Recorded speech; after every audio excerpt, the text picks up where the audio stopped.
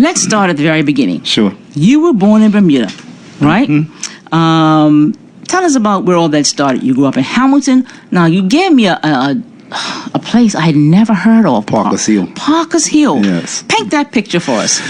Well, it's just off just off of Princess Street, right? There's a street if you know where Augustus Funeral Home is, Yes. Parker's Hill is actually right across there where Gosling's parking lot is now, or towards Gosling's warehouse is. Parker's Hill was up there on the hill. They actually tore the hill down probably almost 20 years ago now, probably 30 years. But, and I was living there. It's been a minute. It's been a minute. It was probably close to 40 years since the hill's been going. Wow. Because I'm now in my 74th year. And when I was living in Parker's Hill, I was just a young person, probably between the age of 8 and 10 years of age. Wow. Yeah. Wow. Now, that was like 64 years ago. So, when you were born, did you go to Parker's Hill, or where did you go? Yeah, no. I was born in Parker's Hill, and I went to school at Northland School. That's where I went to school. Yeah. So, what was the neighborhood like back then? Was it city? Was it? Neighborhood was real. Of course, people congregated. We played a lot of hide and seek, marbles, and back then it was going on through. It was a row of trees going down the middle of the road. Really? So if you were going on one side, if you were going out towards Court Street, where you had to stay on the left-hand side, and if you come from Court Street, you have to stay on the. No way. Yeah, absolutely. Wow, I think I kind of remember that. Wow. So, who were some of the families around you? Well, I do remember the Guyans in particular, and I remember the Bean family. Levin Bean, and a few of his siblings, Patrick Guyan, and also Grant Guyan. Certainly, there's some of the people down the bottom. There was Durham family. And of course, on the corner, they're still there. Actually, on Princess Street, right there, as you come up the street from Augustus, is the Starwells right there on the right hand side, coming up left hand side going down, but they're right on the corner right there. Still there. The house is still there. Everybody knew everybody, isn't it? Yeah, absolutely. Yeah, we did. Yes. Yeah. Wow. Yeah. Now, you said that your family moved quite a bit. I mean, Serpentine Road, Happy Valley, Ord Road, Valley Road. What do you remember about these moves? Well, I guess each one of them in the early transition, because back then we didn't have a homestead like a lot of families. Or some families tend to buy into, but we had a big family. There was my mother, my father, and 6 kids. Ooh. 4 boys and 2 girls. So you can imagine. And that continued until my second oldest brother or my first sister got married first. Once they moved out, it freed things up a bit, but certainly it was still four or 5 of us left. Yeah. Wow. Tell us about your parents. Your mother. Well, my mother, she worked at Piper's grocery store, which is, I want to say, the church right there, rather, as you come to the end of the road right there by Augustus, right there on the Baha'i, right, faith right there. That was Piper's grocery store. My mom worked there as an assistant there at the store, as a store keeper. So you got food, huh? Mr. Piper was, actually a very reasonable gentleman. He allowed people back then. You could charge your groceries as long as you paid for them by the end of the month and all that kind of stuff. Absolutely, yeah. All of that went on. She later left trimming here. Up the Piper's grocery store, and then in her later years, she actually worked for Trimming House until she ended up retiring like about almost 20 years ago now. Really? Yes. Really? Yeah. What influence did she have on you? My mom, people think she had favorites, but I don't think she did. I think she treated all our children the same in respect that, all of us that went to school, particularly in high school, she used to ride up there, bring us our lunch. And children used to say, like, what is going on here? That's my mom. She's bringing my lunch, bro. It's good, And all of us, I thought she treated us equally. Even though you ever say you got the black sheep of the family or whatever have you, but nah. I thought she treated us all reasonably the same. The same. Six and my children. Dad, wow. And my dad on the other side, he was a carpenter by trade. What's your mom's name? My mother's name was Is? Ita. Is she still alive? She's still alive. She's still alive. Actually, she's 96. Hey, Mom. Ita Elise Fabric is her name. Uh-huh. And my daddy was named Lionel Stanley Bungie. His nickname was Bungie Fabric. And he was a carpenter by trade. And interesting enough, my mom's brother was also a carpenter. And my oldest brother became a carpenter. So carpentry is even though it's carpentry, all three of those gentlemen, my dad, my uncle, my mom's brother, and my brother, all lost a piece of their fingers. Ooh. I don't want to say it's the same finger. I want to say if it was the finger next to the index finger, Yeah. I think all of them lost a piece of that finger. Can you imagine? Yeah, exact same finger. I couldn't understand it. Incredible. The whole three of them. Wow. Yeah. What did you learn from your father? Certainly, understanding that, it's very difficult because certainly, I can't tell you any jokes out of school. But certainly my dad, even though he was a good carpenter, he was also a drinking man. Certainly it's not something I took up. Right. I have an occasional drink here or there, but, in his later years, so it was his mid-30s to early 40s, he done a lot of drinking. And certainly, a lot of times he came in on the influence, but when he was, in a song mind or whatever there, he was, I won't say, if I have to grade him on a scale of 1 to 10, Sure. I would probably put him right in the middle somewhere, Okay. maybe a 5 or 6 or thereabouts. I'll give him an 8 or a 9, nothing like that, because I don't think he spent enough time like that around us to give us that. Now, on the other hand, my mom's just the complete opposite. She's probably 11. Wow. Okay. She's probably 11. And that's The something. woman was, yeah. she was Phenomenal. She was unbelievable. She really was. Wow. Wow. Yeah, she really is, I should say. She is. She yes. really is, And yeah, you're very blessed to still have your mom. Yeah, absolutely, Yeah. yes. Yeah. Would you say that you were a disciplined child? Well, I think that yes, and the reason why I could say yes to you is because when I became teenager and started to get towards my 20th birthday, I had a lot of people around, friends around me that trying to influence me to do certain things in life. Whether that's to smoke some weed, whether it's to smoke whatever, or drink, I told them I'm not about that. Wow. So much so that we had this conversation about, they say they're going to hold me down and do A, B, C, or D to me. And I said, well, that's not going to be a good idea for you. I can tell you that. So whilst you 4 or 5 make it away today, tomorrow I'll get you one by one and we're going to have it out. Okay. And they knew I was serious. And based on that, they respected me for that. Yeah, strategic.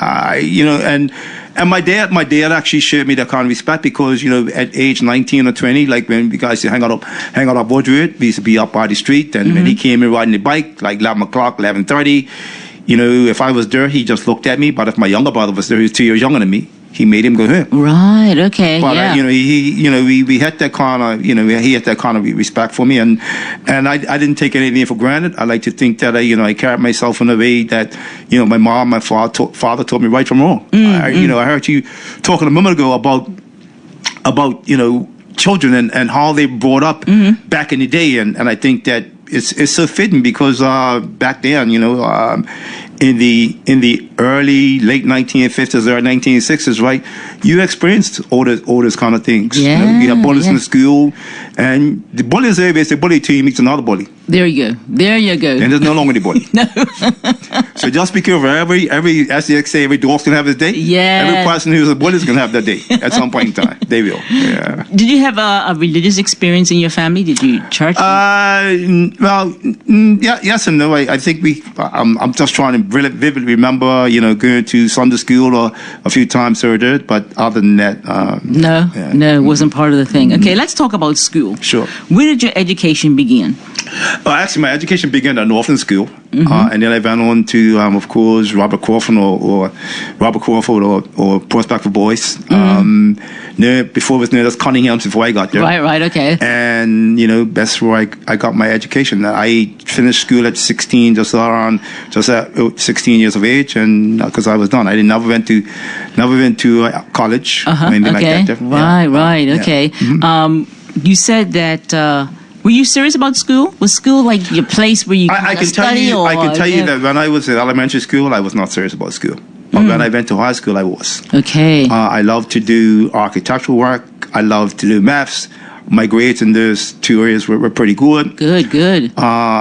Geography was so-so and everything else. But I think I became a much better student, willing to learn when I went to high school as opposed to when I was in elementary school. It was all about play, not serious. Right. Yeah. Okay. Yeah. Who were some of the teachers that left an impression on you? Interesting because, when I went to elementary school, I remember Miss Hinton was the headmistress at Northland School. And children, today are very fortunate. Okay. My words, Sure, very fortunate. Because back then, if you misbehaved in class, you got sent to the principal's office, and you got straps across your hand. Oh, yeah. And you got them with a leather strap. Ooh, stinging. It's very stingy, yeah.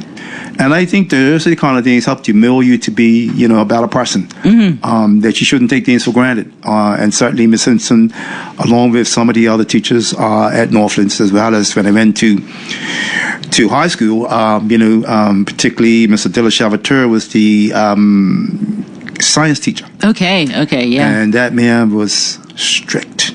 He wanted you to do your work. He didn't like people playing in his class. Mr. Peter Doyle was a tall Englishman. I think he taught mathematics.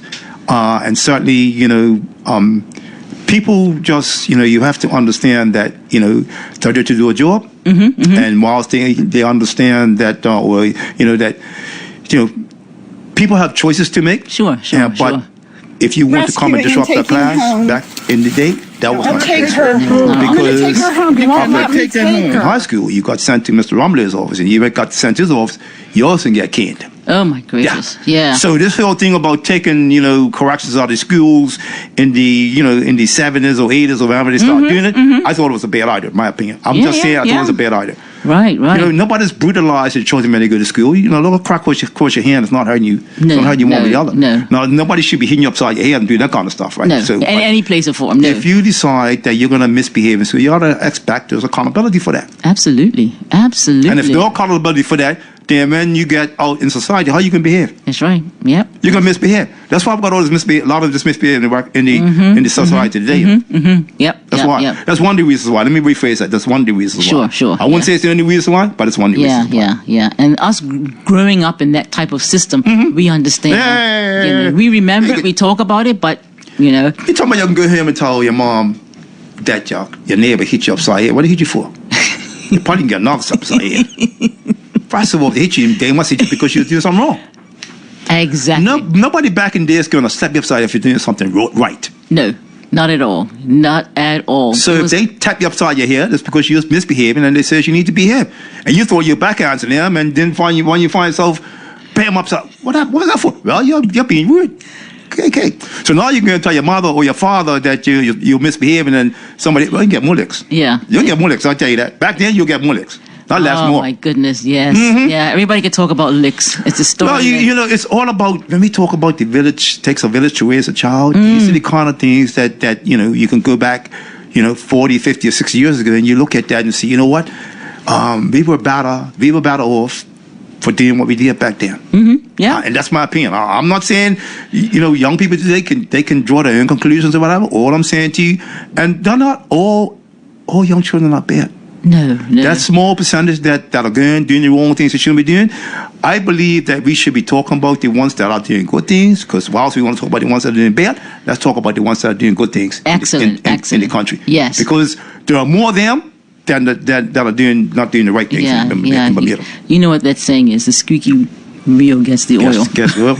Yeah, for real. Yeah, right. Real. Now, I have to ask you this. Sure. You have a nickname, Butch. Yeah. How did you get that My name? father gave me that name. My father gave me the name Butch, and that's all what he picked. He just nicknamed me Butch. Okay. And a lot of people, first of all, people that don't know me call me that nickname, and I first of all, you don't know me that well. Okay. No, we came up together, then you got permission to call me that nickname, but if you don't know me that well, you can't. No. To me, that's being disrespectful. Yeah, don't throw it around. You can't just throw it around. Yeah, especially if your father gave it to you. There's some respect to that. My father gave me that. Yeah. Respectfully, I from what I remember, I'm the only one of the 6 children that my father named. Okay. He named me Chris Noel. And the reason why he named me Chris Noel, because I was born on Christmas Day. No way! I didn't even know that. Wait a minute. Born on Christmas so Day. your name 1 o'clock Christmas morning I was born. 1 o'clock in the morning. So what's your full name? Chris Noel Frederick. That's my name. Kristen? Chris. Chris? CHRIS NOEL Frederick. Chris Noel. Chris Noel. Santa Claus. Chris Noel. Christmas. Father Christmas. I'm... Bet you all didn't know that. Interesting. Yeah. So you were very athletic. What sports did you play? I played soccer. I played soccer for a lot of years. From when I was about 9 or 10, right up till I was about 55, 56. I played soccer. Amazing. And I played for PHC. And when I reached the age of 33 or 34, we start. Some of our older players at PHC started a team called Spinning Wheel Raiders. Okay. Became under Spinning Wheel Raiders, sponsored by Larry Burgess for several years. And after about 10 or 12 years, we became PHC Raiders. Okay. Yeah. Wow. But I can tell you, the Spinning Wheel Raiders, you used to give a lot of teams real headaches. Because you know what's interesting about it is that because we didn't train, we just came out every Saturday to play. And there's the teams like Robin Hood and Lobster Pot and these guys, they used to train 2 days a week. Okay. And they used to come out Saturdays and then we used to just beat them. And they couldn't understand what, first of all, we need a game. You might have been a little more fitter than us. Right. But we need a game. But there were still guys on the Raiders team that took care of themselves, like myself and like 3 or 4 other guys, and we were pretty fit. Yeah. And the interesting part about it, because like when I got in my early 50s, I'm playing a commercial league game. And I'm chasing this guy who's 25 or 20 who should be playing in the Premier Division. And I said to him, why are you doing the commercial league? Playing soccer? Well, I says, you know what? This is not even right. Commercial league was initially designed for people who retired from competitive soccer. Sure. And now at over 35 and 40, whatever it was, then you now come and relax. And chase somebody 20 years of age because they decided that they want to come out and try to school a lot of girls. A lot of them got their feelings hurt. Because they couldn't school them as many girls as they thought they was going to tell you that. Because you knew the game. Anyway. You knew the game. Hey. I'll tell you what. In 1985. Right. 85, 86. I can't remember. I think it was 80 might have been 86. PAC was on the CONCACAF Champions of Champions. Okay. They got drawn against the Spinning Wheel Raiders in the FA Cup. Okay. Spinning Wheel Raiders or PAC got drawn against each other in the FA Cup. Early rounds, right? Well, the first half score, Spinning Wheel was leading PAC 1-0. Oh, no. Oh, yeah. Oh, that was not good. No. That was not good. Consequently, the coach, who's now deceased, Leroy Nips Lewis, he refused to get in the locker room at halftime and talk to his team. The only reason why he got in that locker room at halftime, my second oldest brother picked him up and carried him over in the dressing room to go talk to his team. A lot of people don't know that.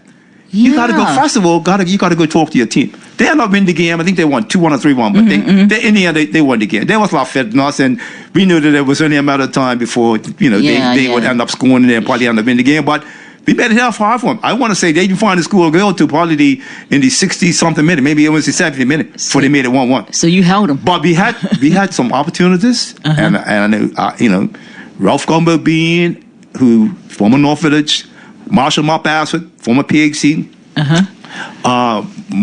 Gumbo could have given him up another chance, and I think if we'd have an opportunity, I don't think they'd have came back from that. But we missed that opportunity, and in the end, they ended up winning the game 2-1. But it was a great match. What fun. People that came out to see that game really enjoyed the match. Yeah. And then we fighting Somerset Trojans 3 years later. Oh my! You take the big guns on. Somerset Trojans, we were leading them 1-0. We scored first, and we had a free kick. I was on a free kick on the corner. I scored the goal. And they were not happy. They had not beaten us 4-1, but we had them shaking in no boots too. As commercial league players. Oh my goodness, yes. I love so that.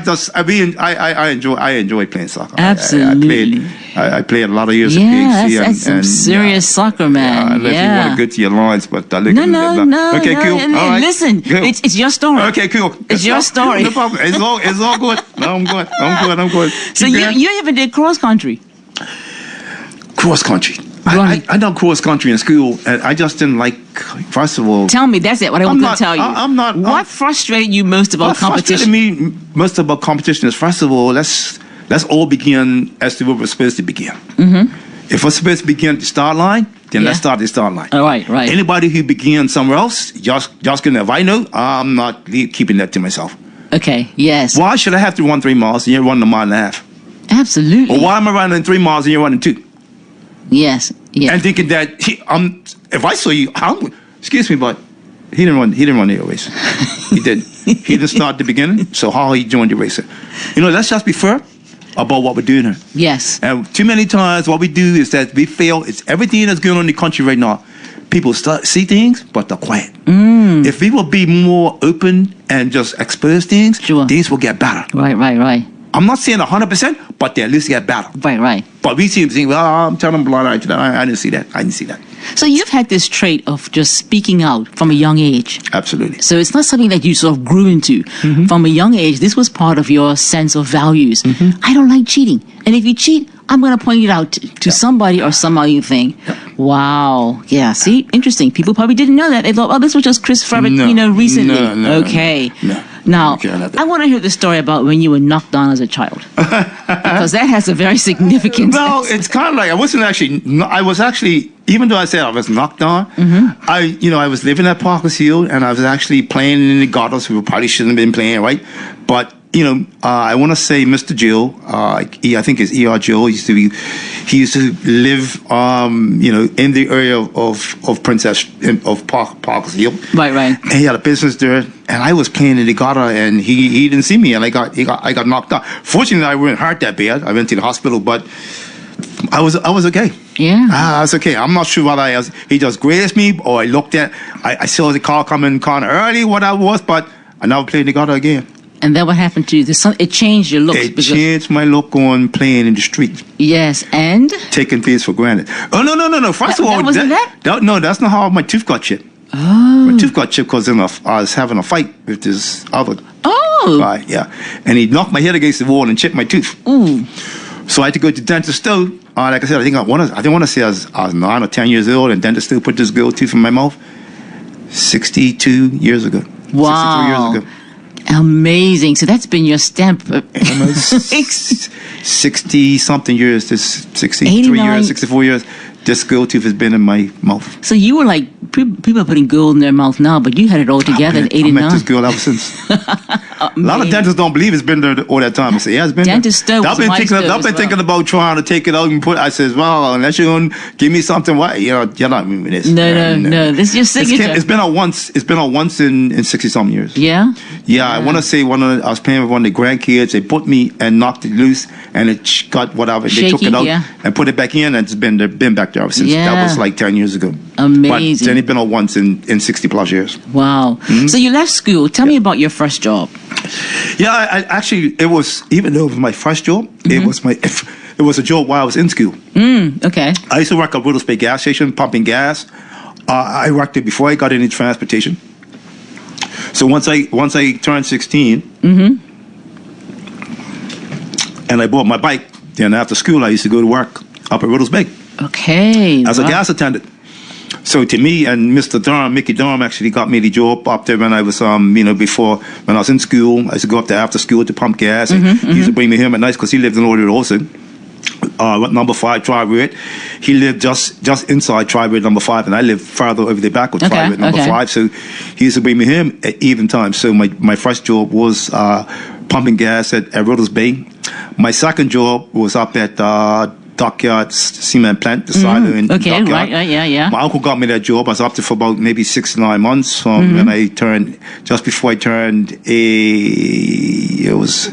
I came on the dock in 1971, so I was 19 when I got on the dock in 1971. So I was at the cement plant for about 6 to 9 months, working with my uncle, bagging up bags of cement. I was on the machine bagging up bags of cement. That's a pretty heavy job. No. First of all, I only put them on the machine. Oh, okay. Once it was full, I pulled off the machine and let it go down. Oh, okay. Yeah, and then I got an opportunity to apply for a job on the docks. My uncle was already a foreman on the docks. and his daddy. His daddy, Noddy Robinson, he also worked in docks, but he passed before I got Donnie Dock. So I was actually a third generation longshoreman when I got to work on the dock in April of 1971. When I got on the dock, I was a third generation longshoreman, 1970. So it runs in your DNA, it runs in your heritage, your legacy, in your blood. I guess you can say that. Yeah, Wow. and I was assigned. They had gangs down there, and I was assigned to Gang 5, Okay. which was a pretty strong gang out of the gangs down there. I want to say, I think they had 7. I think it was 7 gangs in total. They had 7 gangs, but they also had 5 sets of sorterers. So the sorterers would rotate which gang they work with from time to time. But when Gang 5 was out, I had to make time for work. But you'd also go down there and get a pick. If your gang weren't working, you could go down and get a job with another gang. Okay. Because sometimes they were short. Right. And this was before we got the guaranteed 40-hour work week. Right. So what's the guaranteed work week 40-hour came in 1972, about a year later. So. What were your hours? Hours of work from 8 o'clock in the morning to 10 o'clock at night. Mercy. Yeah, we got an hour for lunch, an hour for dinner. We used to work from 8 to 12, 1 to 5, and then 6 to 10. Ooh. Yeah. Wow. That's some serious hours. Yeah. Monday to Friday. No. It could be a Saturday, it could be a Sunday. But the difference is Saturdays we didn't work till 4 o'clock. Okay. Saturdays is only 8 to 4. Right. Unless the boat's working till finish, Yeah. you can work it past 4 o'clock. But if it's not, the boat finishes at 4 o'clock on the set. You have to come back Sunday and finish it off. Okay. Interesting. Yeah. So you got involved in union at a young age. Yeah, I did. What drew you to that? I guess once I got on the dock and seeing the workers down there have different challenges from time to time, I just decided that I want to get involved. And it was interesting because I had a little run-in with the personnel officer because I had a problem with some work I was doing in the container. And he told me, if you don't go work in the container, we're going to send you in. We're going to fire you. I said, I can't have that. But I was standing on principle because I didn't like it was a bit unsafe, some of the stuff they were doing there, right? Sure. And it was after that I really decided that I want to get involved. And I got to be the assistant secretary of the division in 1973. 2 years after I got in the dock. 2 years? Or 2 years after I got in the dock. I want to say 1970 or 1974, I became the assistant secretary of the division. Wow. So that's a young age to get. So what did, at that time, leadership mean to you? Well, interesting because, when I became the assistant secretary of the division, I got an invitation to start going to seminars. So I was going to seminars at the union, and they have an evaluation sheet at the end. 2 years after, what would you like to be in the organization? And I always put my hand up or wrote that I would like to become president of the BIU one day. Hold up, say that again. You went too fast over that. I always wrote on my evaluation sheet, or when they asked, what would you like to be? I said, I'd like to be president of the BIU one day. And I said that for 10 years. I should just continue to say that. And so when I became president of the division, and shortly after the president then, Alderman Berkeley, after the general strike of 1981, shortly after that, he retired. He left and decided to go start his own trucking business.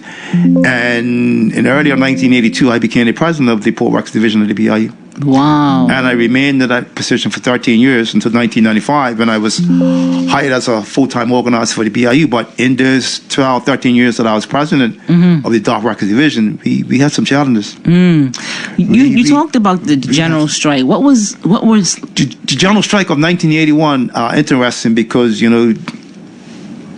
there were divisions within the BIU that were essential services. And the essential services mean in order for you to have any kind of industrial action, you're supposed to serve 21-day notice of industrial action. Right, okay. So because the 1981 general strike was around hospital workers and government workers, the hospital workers and government workers already served the 21-day notice of strike action. Okay.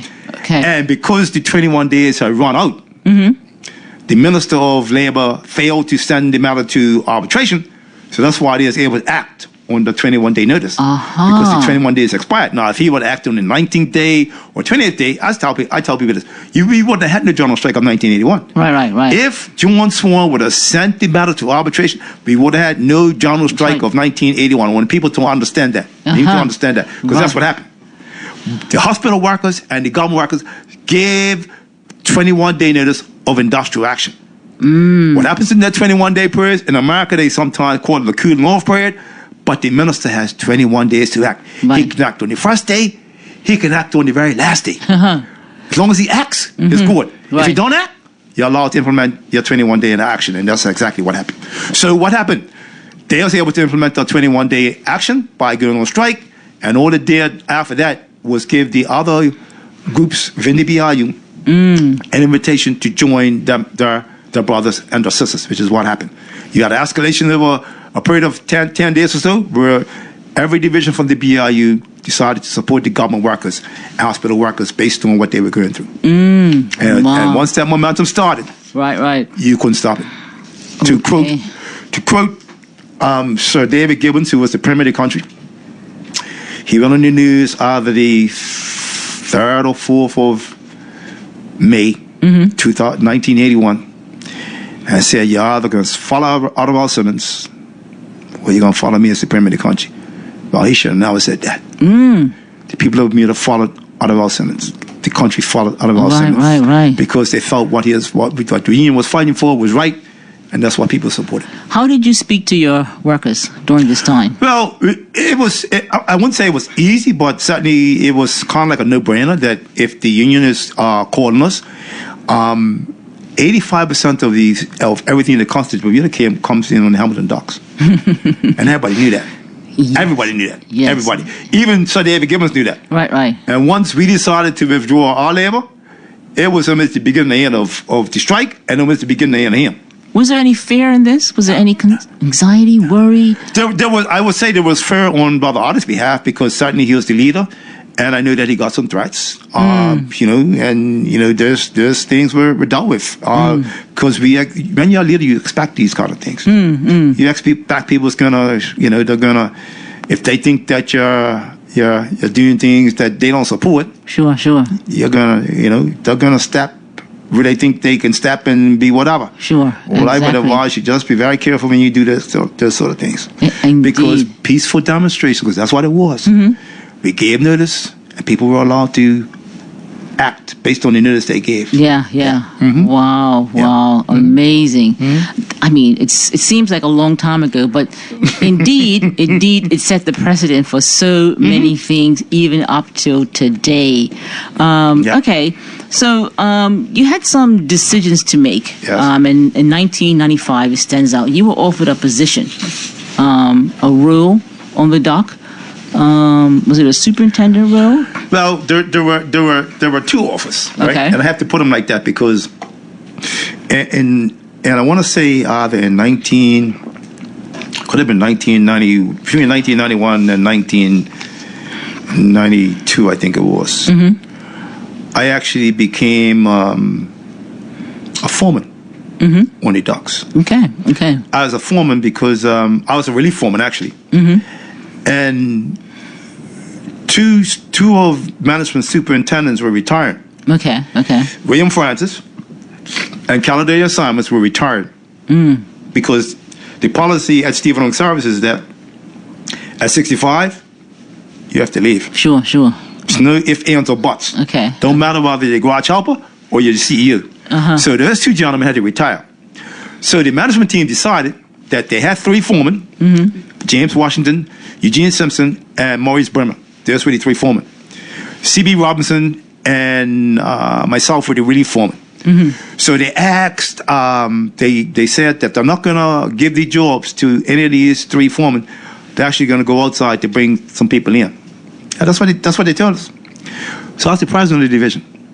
I told them, the operations manager, if you bring somebody to that gate to work in this position, we will meet them at the gate. We're going to drop tools. Okay. So they said, why? I said, well, first of all, you had three foremen here. There's what we call a probationary period.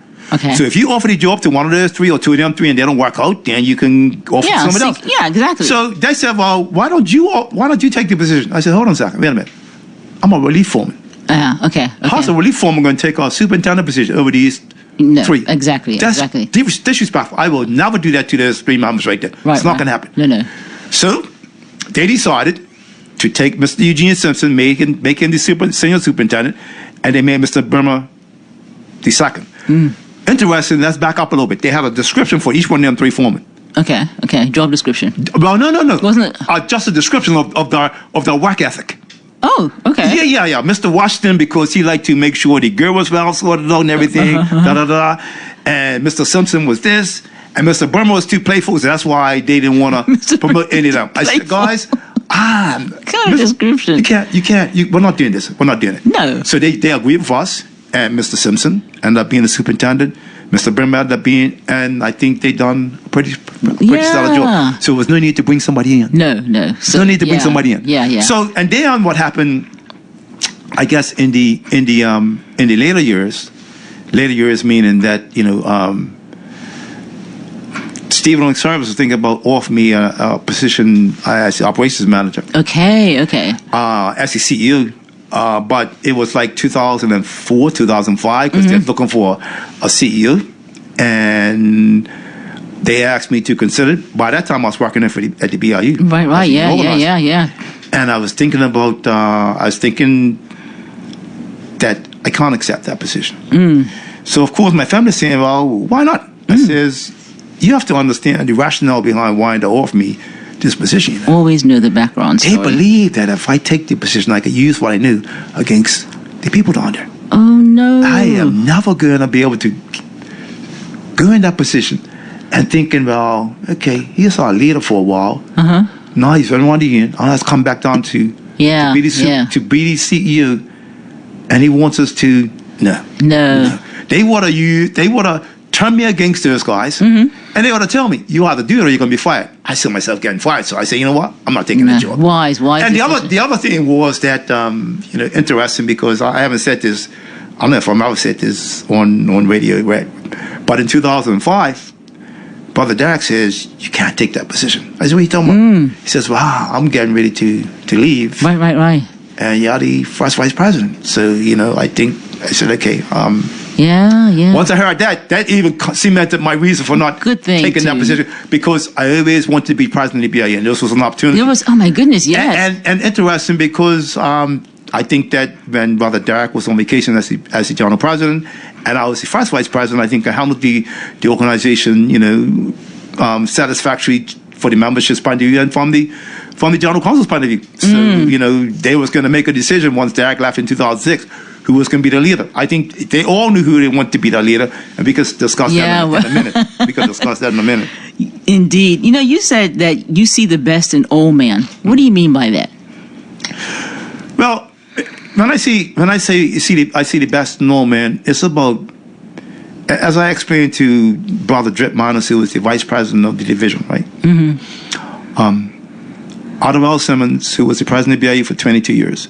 When Artie stepped on in 1996, he told us that he was leaving. He told us in 1988, guys, I didn't want to leave. I need to, So he said it for 4 conferences, right? Because we had a conference every 2 years. Yeah, right. And in 1996, when he finally left, people say, oh man, how is it going? I says, well, he told you. So I signed it, rather, because Artie says, I will not pick my successor. Got it. Derek was his first vice president of BIU. I was second vice president of BIU. He said, I'm not telling you to choose Derek. I'm not telling you to choose Chris. You choose who you want to choose. So when I left the Docks in 1995, the vice president of the Docks thought that I should support him being president. Okay. And I said to him, I'm not going to do that. If you've earned the respect of the membership, absolutely, you don't need me to tell them who to vote for. Right. I says, if you've carried yourself in a way where the membership wants you, then you're going to be it. But he lost.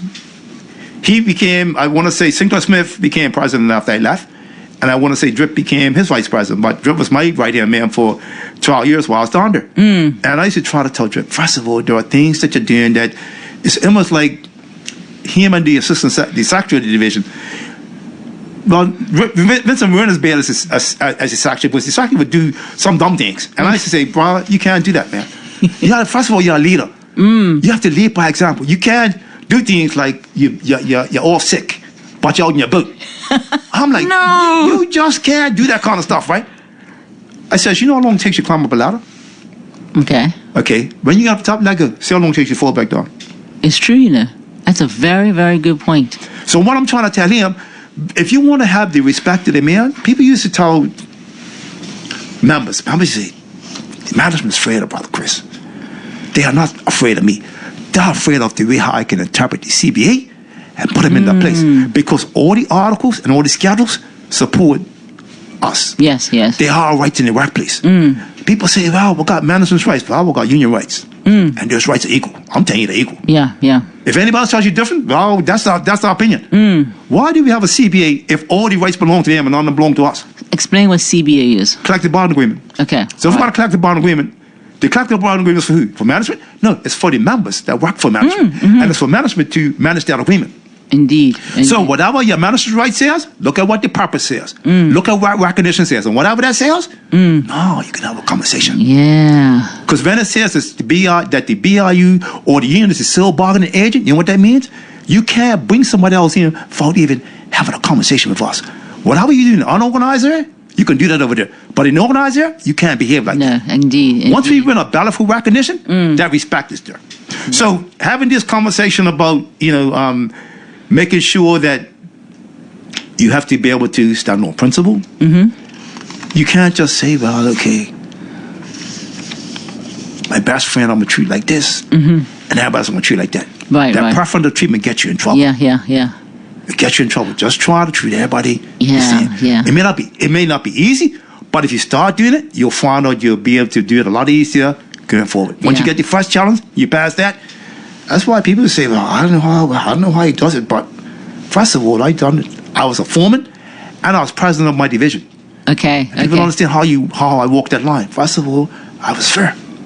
Important. Very important. I was fair. And people say, no, the brother, it's not my job to fire you. It's my job to tell you, first of all, you got to make your time and you got to do your work. No, I'll go to the superintendent and say, look, this brother's not doing this way. You need to, So literally they fired themselves. They fired themselves. Now, you ran for leadership in 96 after... I did. I ran for leadership in 1996, and Brother Derek won, and he won 19 to 16. I kind of... Close. Yeah, but when you look at the nominations that he got, because, Hotel Division has 10 votes, Hospital had probably 5 votes, government had about 4 or 5 votes, so he had a couple of key divisions that supported him. And interesting, because I said this to a few members, right? I said, you do realize Brother Derek won the presidency, but you do realize that more divisions nominated me than nominated him. You do realize that, right? Okay. What are you talking about? I said, go look at the conference book. We had 18 divisions. He got 7 nominations. I got 11. But they had smaller representation. Right. They only got 1 delegate or 2 delegates. Yeah. So when you do the math. Yes. Yeah. So. Yeah. So in I remember you're good at math. In 1998, because it was a 2-year conference, I had every right to challenge him in 1998, but I didn't. Okay. Why? Because I got 7 divisional nominations in 1996. 7 divisions says, or 11 divisions says I wanted him to be our leader. 7 divisions were with her. So if you do the maths about division wise, the support was there. You felt good about that in a sense that even though you didn't get it, you felt good about the support that you had in that. I did. Right. I felt good about it. Eventually, you were elected leader. So in 2006, when Brother Derek stepped on, and we had to have meetings with the divisions to of course win their nomination. Every division I had a chance to talk with, I said to them, got some big shoes to fill there, looking at Dr. Gordon, looking at Brother Artie, looking at Brother Derek. And as I told them, I can only fill those shoes with your support. Without your support, no one person's going to be able to do this. No. And the membership appreciated my candor. They appreciated the leadership I gave them, and I was first vice president for the 10 years I was there. So much so that when the Delegates Conference was held, I want to say out of the 18 or 19 divisions we had, I got 16 divisions that nominated me, and the other 2 people, because there was three others that ran, the other 2 people got three divisions between them. The vote came out 33. Overwhelming. 1. That's the way the vote came out. Overwhelming. 33-2-1. I still remember like yesterday. I can imagine. Because this is it. This is what you had. This is what you dreamed for. And it's interesting because at that delegates conference, my son was a delegate. Really? My second oldest son, Chris Faber Jr., was a delegate that year. the year I became president of BIU in 2006. So you can imagine how I felt. Oh, my dream of becoming president had come true in 2006, and my son was sitting right there there. as a delegate. Yeah, that is truly, truly a legacy. You know, you're looking at yourself, you're looking at your offspring, you're thinking, you know what? The time was right. The time was right.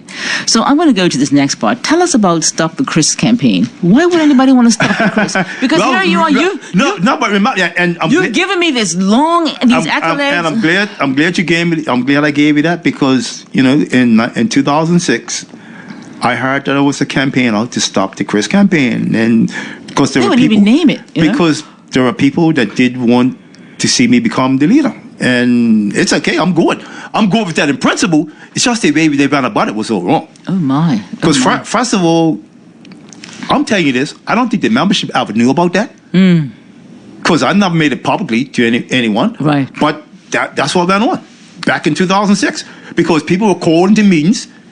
Because one person came to me and says, "I was called in this meeting. I walked right back out of the meeting."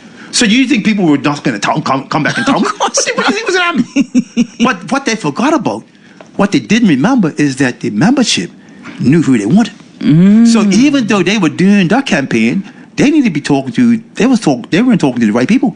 No, It's the membership who was having that divisional meeting saying, "This is who we want to be our leader." Yeah. But we got first of all, what were you going to try to turn all the delegates against me? Is that what you thought you was going to try to do? A landslide. But my leadership qualities spoke for themselves. My leadership at the docks. Yes. For the 13 or 14 years that I was leader down there, and for the 10 years I was first vice president of the BIU. Indeed. It spoke for itself. What misconceptions do people have about union leaders? I mean, they said you could be a dictator, or what do people get wrong about that? Well, remember now, when you look at the union, it's kind of like an upside down triangle. Okay. So if you take a triangle, you turn it up, put the long part at the top, the membership is up there.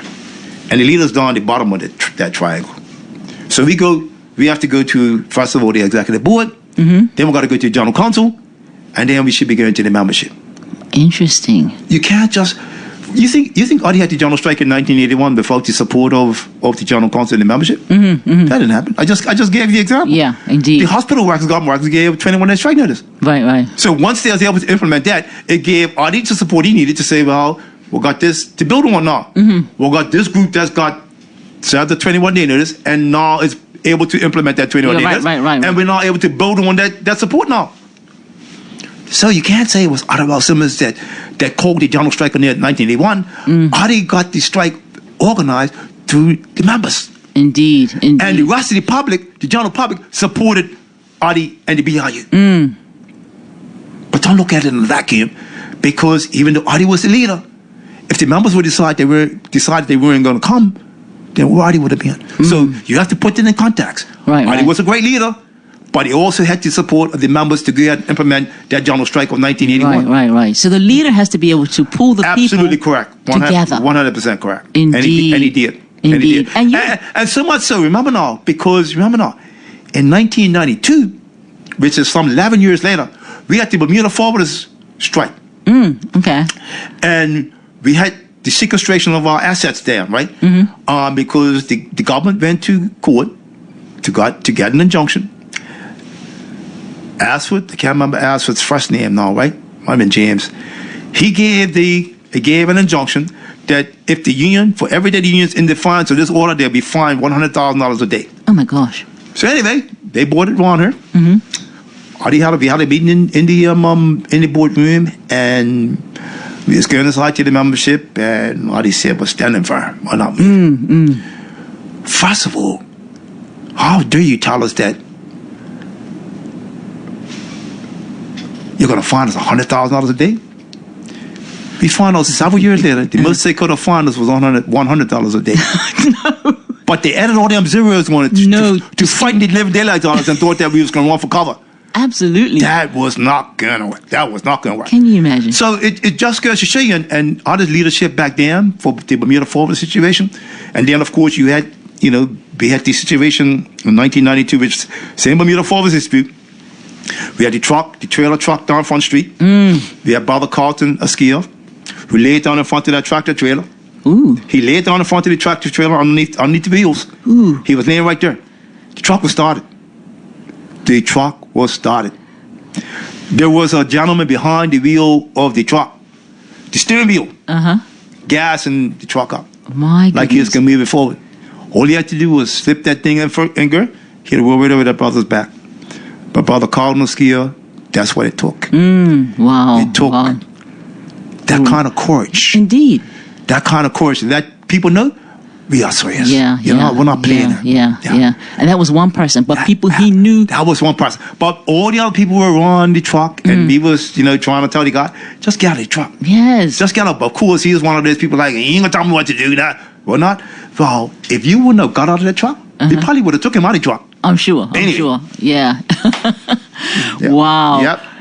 Indeed. So you're now president of the BIU, the Bermuda 2006. Industrial. Yes. Okay. Yeah. Now I want to be able to touch on some things like some defining moments of your leadership. Now I'm going to call out 3. Okay. Cool. Furlough days, pathway to status, and social and economic empowerment. What was the You can touch on them very shortly on either. Furlough days. Furlough days. Okay, so 2015. I am the first vice president of the Bermuda Trade Union Congress. Alan Wilkinson is the president. But I got a letter from Bob Richards telling me, as the first vice president of the Bermuda Trade Union Congress, that the ABA government needs furlough days to continue past March 31st, 2015. Right. And if we can't get it, we're actually going to send your members in, or we're going to start taking money from your members. Not my members, but all government workers, right? So we got that letter on the Friday afternoon. So on Monday morning, we have to have a meeting with the entire members in government. Okay. BPSU, BIU, BUT, fire, everybody. Because we want to give them what the letter says. Right. Once the letter was read, people were angry. We just gave you furlough days. I want to say it was 15 or 18 months of furlough days. Because furlough days, I think, started somewhere like around 2013. Right, okay. I remember that. Or 2000, it would have been 13. And then they went all the way on to 2015. So we weren't quite, it wasn't 2 years, it was like about a year and a half, 18 months. Right. So, workers members had agreed that they had sacrificed enough. We gave them 18 furlough days because I think it was 18 months. And based on these savings, because workers were giving up about 5% of their pay. 5% of the pay every month, that's what it was. That one day worked out to be 5%. And they says, we're not doing it anymore. So we protested, went down to the cabinet grounds after we presented, everything we presented to all the members on that Monday morning. And they said, we're marching. So the 3,000, 4,000 plus, 5,000 people marched on to the cabinet grounds. And we demanded to see the premier. We got down there, and we had some conversations about the furlough days, and they were standing firm, and we were moving. So it took us 4 days. We got an agreement on the Thursday that they would drop the furlough day issue, and of course, in between that, I want to say around Wednesday, they had been to court to get an injunction on a few of us, right? There's coming after Minister Scorning Minister Haver, back then he was president of the BPSU. Reverend Nicholas Tweed, and myself. That's what we heard. I said, well, that'll bring whatever injunction they want, but we're not getting it. So interesting because we had one of our sister unions, one of the teachers union had some issues because people are not being paid, and for well they're gonna lose 4 days pay because we've been protesting. Sure. So they asked one of their brothers to come and call me. So I wanted to talk to him, and they says, we got some challenges. So what's the challenge we got? Well, people are going to lose 4 days pay. So my mind's always working. I said, well, look, what about if we can negotiate and get you 2 days pay? Right. And you lose 2 days pay. You could do that. That'd be great. So that's what we were able to achieve. Amazing. We were able to get people 2 days pay and lose 2 days pay. Okay. So they were everybody was happy with that. Yeah. Yeah. So let's talk about this. You've given me this very interesting and very, I guess, powerful paper on social and economic empowerment. Yes. Talk a little bit about that. The People's Campaign for Equality, Jobs, and Justice. So and if it's 2017. If you think about the People's Campaign, it was started by Reverend Nicholas Tweed, Brother Jason Habe, the president of the BPSU, and myself as president of the PRU. Right. And it was started at a time when the OBA became the government in 2012, and they had an agenda, and they had a very aggressive agenda to do certain things. Okay. And the People's Campaign, which was we were given this nickname by the OBA, some of the OBA supporters, as the Three Bad News Bears. That's how they referred to Reverend Tweed, Brother Jason, and myself. Because remember now, we were just going up and down Bermuda, having town hall meetings, and just explaining exactly what these people were trying to do. Yeah. And we was educating people. And that's why, right at the very top, you see it was the People's Campaign for Equality, Jobs, and Justice. Indeed. Yeah. And certainly, we had this document that we put together. We had the, of course, when you go to the very, I think it's page number... It's quite comprehensive. Go to page number 10. You can read some of the stuff that's in there that you do. Okay, so page number 10. Top of the page. So equality. Quality health care must be accessible and affordable to all. Yes, it's a manifesto recommendations for the government. I mean, that seems pretty clear to me. And then it gives a breakdown of what that is, and that all Bermudians must have equal treatment under the law. Criminal justice system and the civil legal system must be accessible irrespective of financial well-being and must be administered at all levels in a manner that truly demonstrates that justice is blind. And then justice. The government must implement a program specifically designed to provide true economic opportunities for persons who historically have been prevented access. And then the government must establish regulatory constraints over the market to ensure that the business community share the sacrifices and participate in practices that serve the common good, recognizing that the economy must serve the world and not the other way around. And then equal rights must be the same for all citizens of Bermuda, such age cannot be a barrier for access to services, capital, and employment. And finally, the government does not own public property, but holds it in trust on behalf of the people, and therefore should exercise proper stewardship that protects the assets of the people against privatization. Now, let's look at that last point. So what do you think happened to the airport deal in 2016? Oh, my goodness. So remember now, you are now giving away an airport for 35 years without the permission of the people of the country. Wow. And you're thinking that you can do that. You simply cannot. No. You can't. No. Yeah.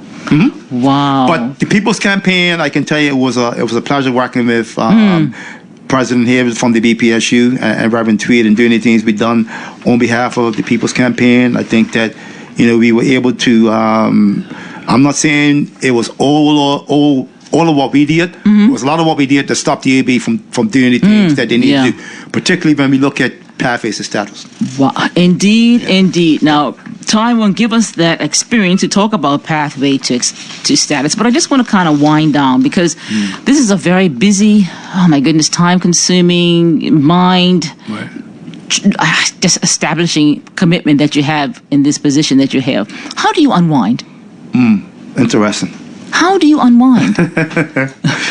Well, I tell you how I unwind it, and I mentioned Mr. Barkley a little while ago. He was the president of the docks division, and he retired, not retired, but he started his own trucking business. And one thing he said to me, and I've held it true to form to date: make sure you take vacation time every year. Got it. So I got a chance to leave. I go on vacation for 2 or 3 weeks, 3 or 4 weeks, and I just want my time to unwind. Whatever I do is my business. I don't tell people what to do with that time, so that's what I do to get myself, re-energized. Yeah, to get yourself in balance. Because people don't understand, if you work 12 months a year without any vacation time, your body gets no rest, your mind gets no rest. Indeed. And when you got overloaded, remember now, there are so many things You're the leader. As I try to tell people, when I was the president of the Ducks division, I was president of one division. Once I became president of BAU, I'm now president of all divisions. Right. So whatever decisions I can make when I was president of the Ducks, I was only making for one division. Now I'm going to make the decision for everybody. Everybody. And it's got to be fair. Yes, right. So people are saying, "Oh, you changed." No, my role changed. Yeah. And once my role changed, I'm going to recognize my responsibilities. Yeah. My Indeed. responsibility is not just to one division; it's to the entire membership. Absolutely. And also, I try to tell our members, public support is important. You might not think so, but I do as your leader. Right, Why? right. If you got public support, chances are when you're fighting a battle, you can win. If you got public support, I'm not saying you can't win. I'm just telling you it might be a little more difficult to win the battle. Indeed. But if you got public support, they say, what's the problem? Yeah. They can say to that employer, they can say to the government, what's the problem? The BIU is trying to be fair and reasonable. What's going on there? Yeah. Now, you have a family. Yes, I do. You have a wife. What's your wife's name? My wife's name Tracy. Tracy. Tracy Delight Sharif. Yeah. That's her name. Yeah. And you have children. I do. I do. I have 5 kids, three boys and 2 girls. Were you able to balance fatherhood and husbandhood and, leadership? Well, as well? I think I gave you the example of my father earlier, where I thought he was a 5. If I have to grade myself, maybe I give myself a 7. Okay. Maybe, and from time to time, I could be a little higher than that, and my kids might say from time to time I might be a little bit lower. They'll have their opinion, but I know I'm not a 2. I knew that much for a fact. Yeah, and that's important to know that. Yeah. And you have grandchildren. I have 7 grandchildren. 7 grandchildren. 7. Granddad. Wow. 7 grandchildren. Wow. Yeah. Indeed. No, I think I can get the order there right. The orders will be Sajay. Next to Sajay is Janiko. Only one boy out of the 7, though. Ooh. Janiko is the second oldest, and he's a boy. And then, of course, we got Janaya. We got Alea. And then the youngest 3 are Cameron. And those 4 are all for one son. Okay. The next 2 are for my second oldest son, which would be Chris Jr. So we're Cameron, and we got August. Aww. And the baby is his name Asa. Well It's done, just- Granddad. She'll be 11 months old on the 16th of April. She goes a year old on May 16th. Congratulations. So April 16th, she goes 11 months. Yeah. And she's a piece of work. It sounds like it. Even August. August is, somebody thinks my son was doing something, and something must have went up like a large amount of money. This little girl is 3 years old, okay? She's 3 years old. She told him, Daddy, that's inflation. How does a 3-year-old know to use the word inflation and use it in the right context? In the right context. When he told me that, I could not believe it. Hey. He said, Dad, here's what she said to me. I said, where did she get the word from? And to use it in the proper context, that's what's really... Yeah, Two things bring me up here. First of all, she knew the word inflation at 3 years old, and she used it in the right context. Inflation. Now, who Based thinks about on that? what he bought. I could not believe it. But she's a bright young. She's a bright child. So you're going to have to nurture that one. How much longer do you plan to stay in leadership? My last question. I have 2 years left. 2 March 2028 is my time to leave. Yeah. Do you think you'll step away? I will. Yeah. Well, people don't understand. When you're a leader, and this is my words, not anybody's words, when you're a true leader, you know when time is time. True. I know that. I think that it's time for the membership to identify another leader. Do I think I still have something to offer the BIU? Yeah, I do. I think my mind is still very sharp. I still know quite a bit of stuff, but that don't make it right that you stay on. And I use the example of, I went to this, I went down to Australia to International World Congress, ITUC World Congress in 2023, I think it was. 23? We're in 24. Okay. And what was interesting is that I watched this young lady go on stage, and what she said was so profound. It was so profound. She says, the young people are not coming under your terms. They'll find their own way first before they're dictated to by other people. Interesting. Yeah. She's got a point. And we have to find that balance. Yeah, indeed. And I'm going to tie that right to the Labor News conference that we went to 2 years ago in Chicago. And here's what another person said. We're going to stop gatekeeping. That's what does it. Okay. They call senior people in trade unions gatekeeping. Like you're gatekeeping, so you don't want to give it your position. You don't want. You want to keep it for life. Yeah, yeah. I don't want to be classified as that. I think I've given the membership great leadership. In the end, my record will speak for itself. I would end up being her in 2028. Already served 22 years. I'm going to serve 22 years. Got it. So I think it's a nice pardon way in 22 years for me to leave the organization. And I'll be in my 76th year. Yeah, it's time to go. Yeah. It's time to try to enjoy life a bit, what other life is. See what else is out there for Mr. Chris Ferbert to do. See what else is out there. See what else is out there. Well, thank you, Mr. Ferbert. I just want to say your journey is one that really captures the spirit of Bermuda. From a young boy growing up on Parker's Hill, playing in the streets, to becoming a respected voice for workers across the island. It's a story of persistence, purpose, and pride. You spoke about family, sacrifice, standing firm in your beliefs, and even when it wasn't easy, you led during difficult times, making tough decisions, and always carrying that motto that never forget where you came from. And I think what stands out most is your commitment to people, the idea that every worker deserves dignity, respect, and a fair voice. That's something that goes beyond unions. It speaks to the kind of society we all want to live in. Thank you. So thank you, thank you, thank you. And beautiful people, I'm going to open up the phone lines right now. I saw it ringing. It's your time. If you want to call and give any questions and thoughts to Mr. Ferbert, you know the number, 297-1027, 1-888-257-9086. Mr. Ferbert's been talking a while. He's drinking water. So now is your time to call up, 297-1027 or 1-888-257-9086. Do you read any books, Mr. Ferbert? Well, I've got I don't read as often as I should. Of course, Barack Obama has a book out. Dr. Brown has his book. Of course, you have a book out. The union has a book out now. The BIU history book. BIU history book. Absolutely, yes. Wow, yeah. wow. So it's just so interesting how we take so much for granted. Indeed, indeed. How we take so much for granted. Magic 102.7 FM. You're on the air. Good evening. How are you? I'm good. Thank you. Good. Just one little comment. I want to ask Mr. Ferbert. Hello, Chris. Hello. How you doing?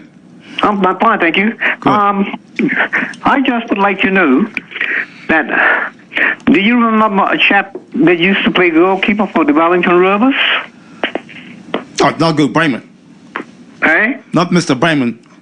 No. Not Wellington Rovers? No. Wellington Rovers, yeah. Okay, what's his name? Mike Parentchief. Mike Parentchief. Maybe it was because I was playing for them 61 to about 64, something like that. Yeah, remember now, I'm born 52. So I know. I was only 9 years old in 1961. I know. I'm 83 now. So there you go. 11 years difference between you, 10 years in between you and I. I'm 73. The reason why I called because sure. I bumped into a rifleman. Used to play for Social Club. Rifleman Roach. Roach, yeah. Roach, I know you're talking about. I bumped into him in Hamilton one day, and after all of these years, I said to him, "Hey, John, I was getting a shower the other day, and I looked in the mirror and I saw these cross patches on my chest, right?" He said, "That was that shot that I put in your chest up at Casuarina Park."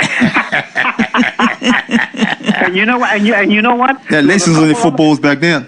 Oh yeah, and there was a couple of other players that put marks on my chest too. Yeah, Rudy Smith. Rudy Smith from Somerset.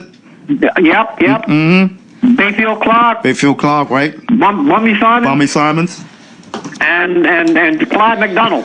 Okay. Clive Donald. Okay. Greece, yeah. Okay. Anyway, interesting conversation, Chris. I always like to listen when you're on. Many kudos to you. You remind me of this Randy Snow. You're a fighter. Thank you. Appreciate it, sir. Thank you very much. Enjoy the rest of the week, okay? Thank you very much. You too. Thank you for the call. Okay. Take care. Thank you, caller. Yes, indeed. Yeah. It's funny how you connect people and places and experiences. That's the joy of living in Bermuda. Ever thought of living anywhere else? No. Bermuda. I don't mind going away for a while, but I always want to come back. Yeah. I mean, when I look at somebody like the snow, first of all, I've experienced it a few times, but it's just gets too girl. And they're going to dig yourself out of water. No. Bermuda is definitely another world. Okay, so call us. I'm going to give you one more second. If not, we're going to wind it up because we have had a grand time this evening. Yes, indeed. So, thank you, beautiful people, for listening, and those who have called in to It's Been Said. Everyone is born into their once upon a lifetime story, and we live to experience our happily ever after. What about you? Mr. Chris Frobert if you have a story that you believe is uplifting, please send me an email at coolcat00@hotmail.com, and we will get in contact with you. Thank you once again for listening in, and you can follow us on Facebook on It's Been Said with Cat Wade or Instagram. It's Been Said with Cat Wade.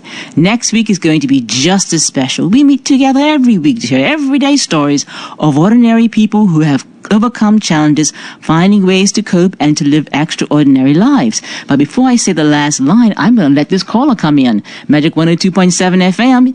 Go ahead. Hey, Chris. Big Mike. I am, How you doing, bro? Okay.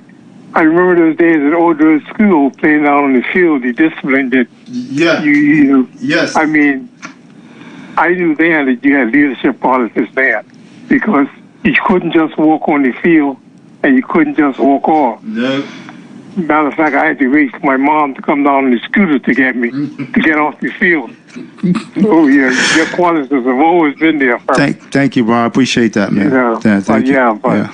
Congratulations in your endeavor. Thank you, man. Thank you. All right, take care. Yeah. Thank you, caller. Thank you. Forgot about that. Ordre School. Oh, yeah. Work bombardiers. Yeah. That's why we tell the story. Yes. Yeah. That's why we tell the story. Yes. Yeah. You know? So, beautiful people, we hear everyday stories of people who have overcome challenges, finding ways to cope and to live extraordinary lives. Because as we say, a negative mind will never give you a positive life. So until next time, stay positive. Yeah.